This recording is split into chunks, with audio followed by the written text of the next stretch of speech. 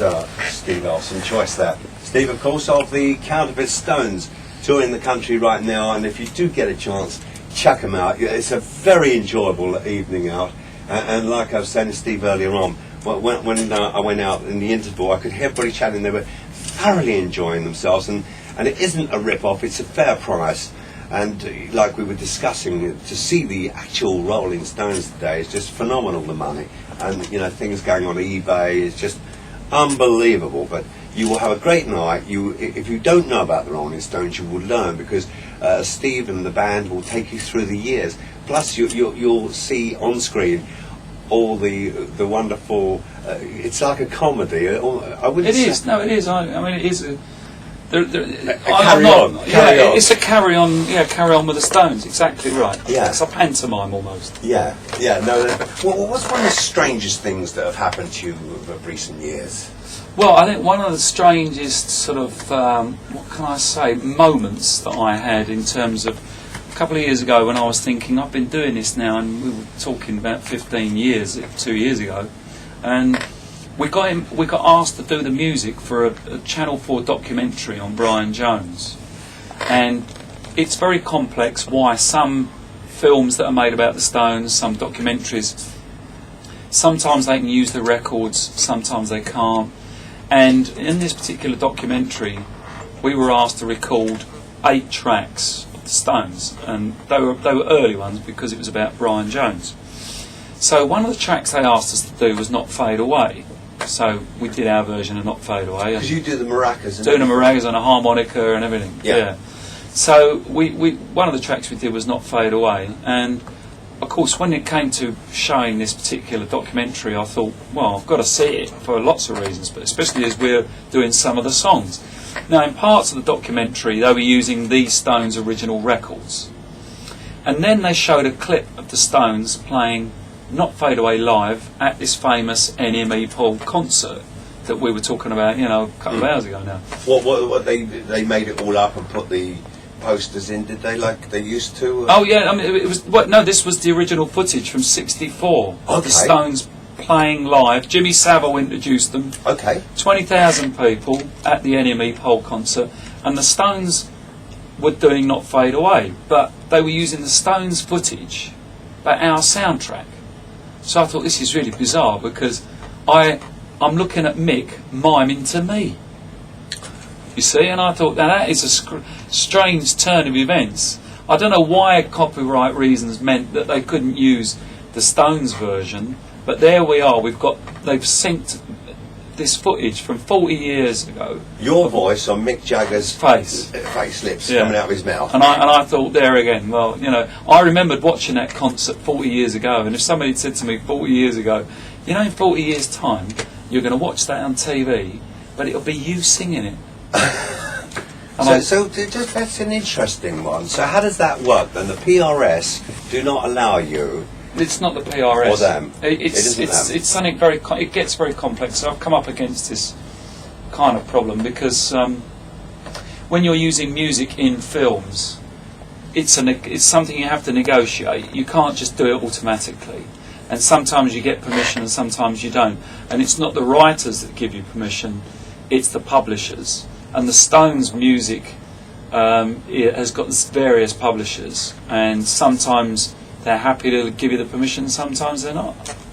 They didn't write Not Fade Away. What I couldn't understand is they didn't write Not Fade Away. Buddy Holly wrote it. So I don't understand why they didn't use the record, because in other parts of the documentary they did use the Stones records. But I was glad they didn't, because I mean. And you have to sort all that business out, don't you? Well, that would have been the production company at Channel 4 that needed to sort out that particular documentary. But we don't need permission for doing stuff live. That is okay. It's only if you're making a film. Right. So live, you're all right. I mean, because Mick Jagger is well aware of your existence. Oh, he is. I know he is. I'm talking him personally, but I know he is from other people. And no, he is. I mean, in fact, last year, he couldn't have given me, or it might have been earlier this year, he couldn't have given me a better accolade, because he was asked on a BBC interview, after 40 years, Mick, this guy said to him, you must have been one of the most impersonated people on the planet. In that, who do you think does you best? And then the questioner said, I like the guy that does you in Stella Street.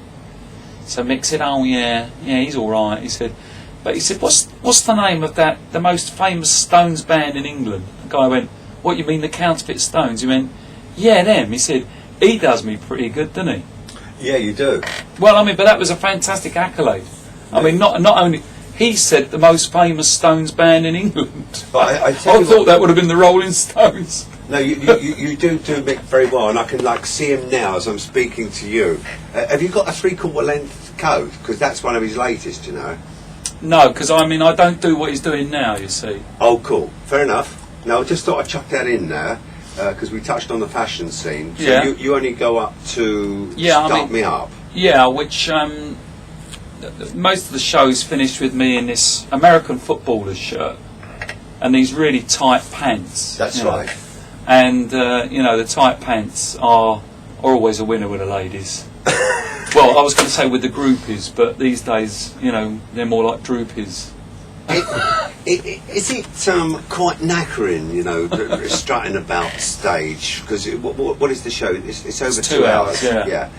So it's quite long. I mean, I've jumped up for a laugh and done the jag on Brown Sugar, and I feel quite knackered after it, just on one little... Yeah, do you know what I mean? Going? If I didn't maintain a physical fitness regime, I believe me, I would not be able to do it, because even just singing and moving are very tiring things, because it's all about breathing, isn't it? You know? Well, I guess I don't sing and... Well, there you are. I mean, if you're running or jumping and singing, you've got to make sure you're fit, because otherwise your voice will go or your limbs will go, or both. But on the times when you're thinking... No, I've got it all down to a fine art now. So it's a breathing technique? Yeah, I know the songs... I mean, the way we play in the show, I make sure that the songs have got a certain amount of intervals, so you can't just do loads and loads of fast, up-tempo stuff. You've got to do a medium-tempo thing, and, you just learn how to work it. So it's not the Alexandra technique or something like that you... Well, I've done the martial arts for years, so my karate training is the thing that helped me. Nice one, Steve. I've got the world champion. He's going to be sitting right where you are in 2 weeks' time. Really? He's been there already, yes. Is he? He's the world champion kickboxer. Oh, right. Yeah. Okay. Well, when I went to karate 30 years ago, when I started, probably even longer than that now, I started in 75, but... the guy said to us, what you're going to find difficult is coordination, breathing, and all that sort of stuff. And he said, but when you've got it, he said, you'll be able to do so many other sports and other activities. So you do martial arts? And I still do that, yeah. Yeah, I still do some martial arts training because it's the best way. So what are you, a black belt? Or? I did reach black belt, yeah. Wow, so you are fit? I am, yeah. In Wado-Ru Karate is called. So you're not the sort of guy who wants to be tapped on the shoulder late at night? Well, I would say you don't want to be owing me any money at the end of the gig. But it does give you that confidence, because in the early days there were a couple of people that tried to intimidate us.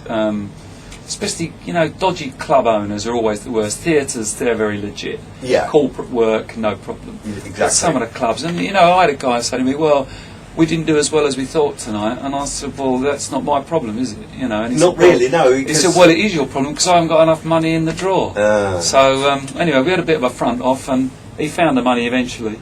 I didn't have to do anything, but I was prepared to. What would you do? Take his car or something, or just give him a quick hiding? Well, he would have been on the floor, put it right. We're going to play another tune right He would have been looking up my nose, that guy. No, I didn't realise you did the... And I'm very impressed. Yeah, very, very impressed indeed.